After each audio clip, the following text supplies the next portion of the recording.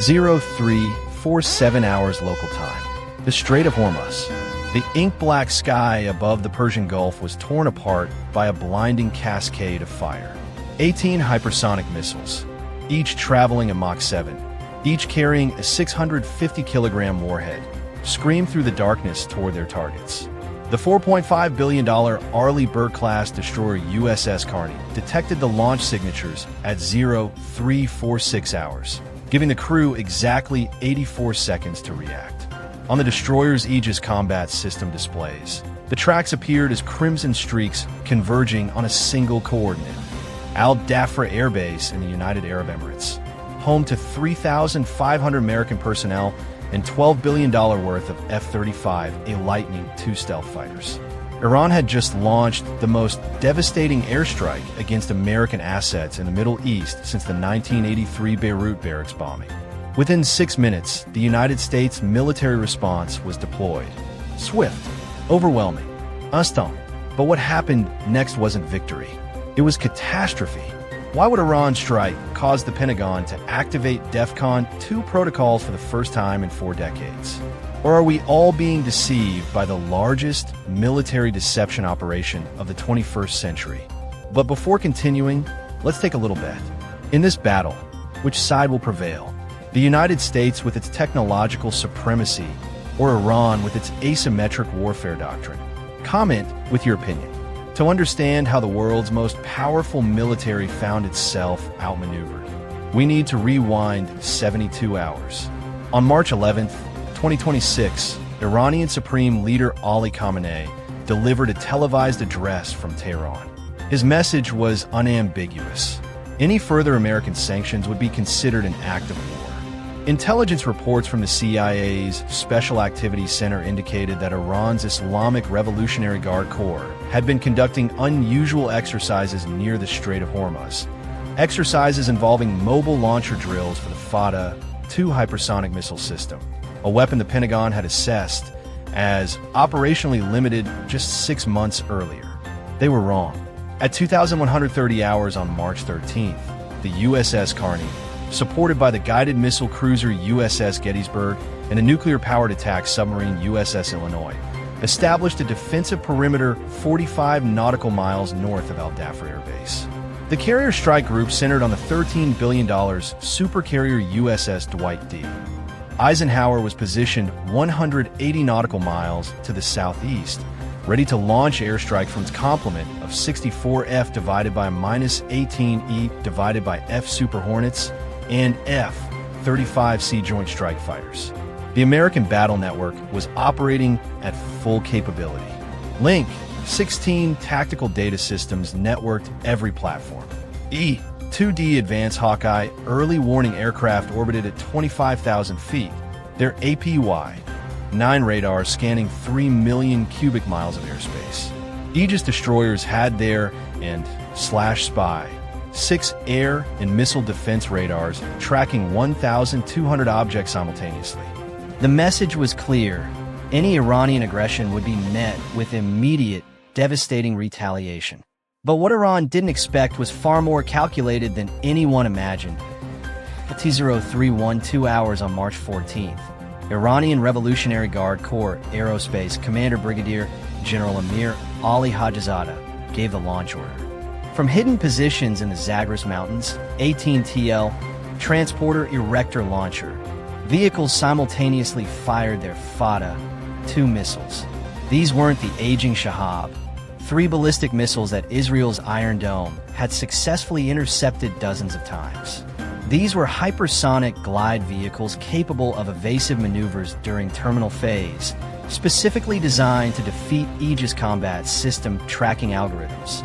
The missiles followed depressed trajectories, never exceeding 40 kilometers altitude, flying beneath the optimal engagement envelope of SM-6 interceptors. The USS Carney immediately executed its battle protocol, launching 24 Standard Missile 6 interceptors at a combined cost of $89 million in under 30 seconds. The SM-6, traveling at Mach 3.5, is one of the most sophisticated air defense weapons ever created, with a hit-to-kill success rate exceeding 87% in controlled tests. But battlefield conditions are never controlled.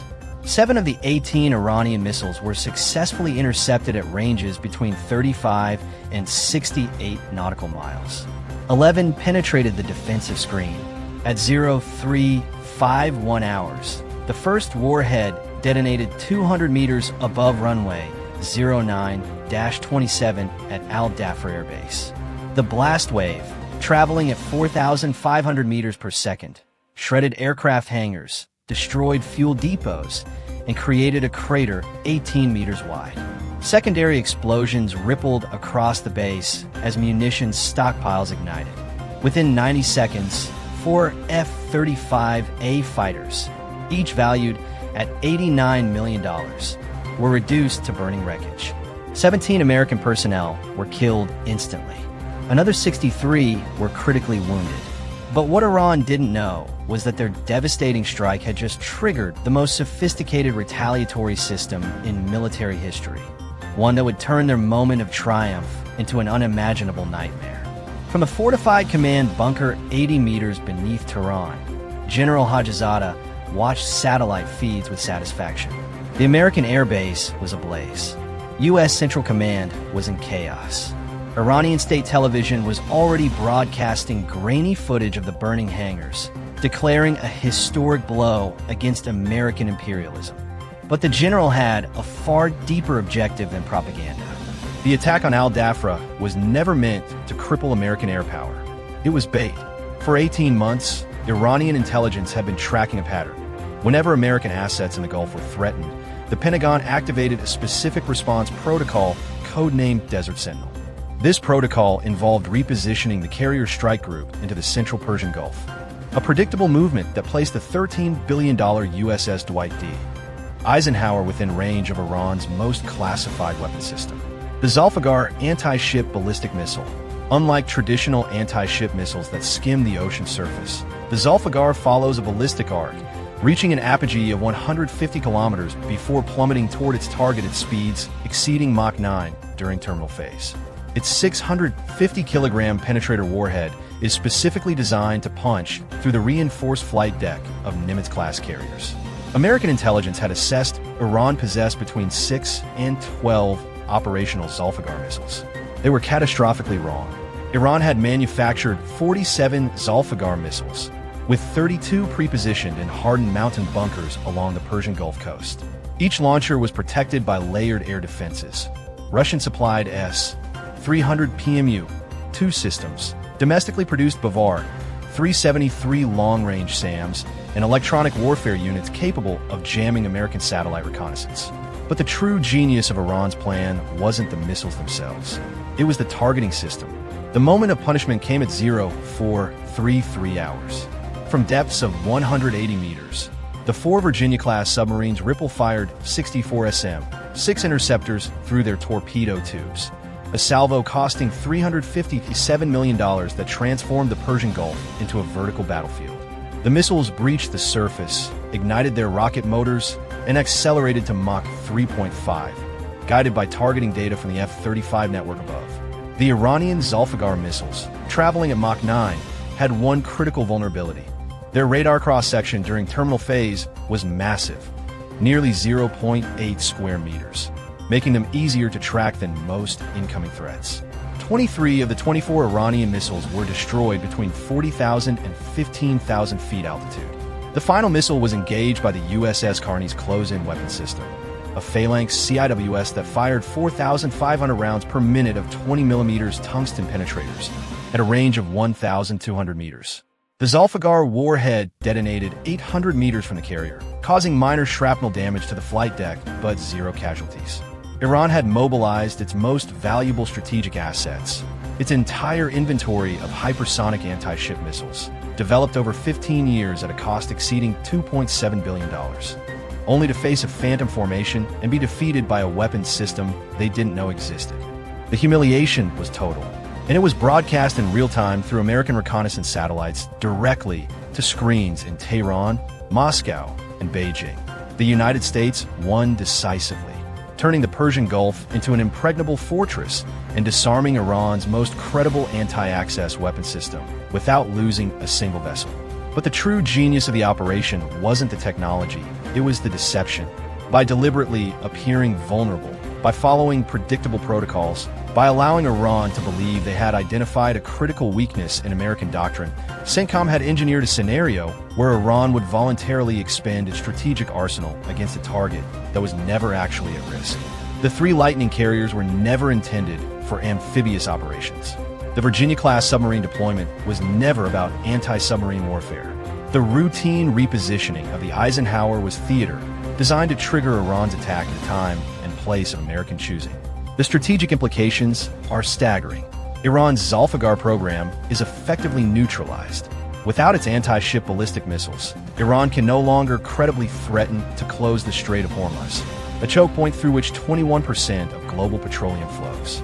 The regional allies, Saudi Arabia, the UAE, Israel, have witnessed undeniable proof that American extended deterrence is not just credible, but overwhelmingly superior.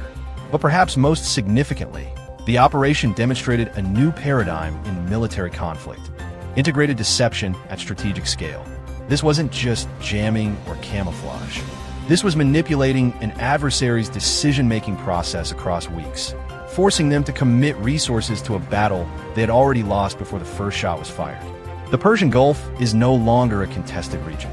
It has officially become America's impregnable Golden Dome fortress, protected not only by missiles and stealth fighters, but also by the masterful cunning of network-centric warfare. But here's the question that keeps Pentagon planners awake at night. In your opinion, after this devastating blow, will Iran lie low and take the hit? Or is it quietly preparing a more devastating retaliatory strike against American interests worldwide? Perhaps in domains where technology alone cannot guarantee victory? Share your analytical insights in the comment section, as we are eager to hear perspectives from strategists like you. If you think this tactical breakdown has exposed the most shocking military secrets, hit the like button and don't forget to subscribe and turn on notifications, because the next classified file on the hidden submarine warfare happening beneath the Arctic ice will be unlocked in our next video. And trust me, you won't want to miss it. Thank you for watching. Goodbye and victory.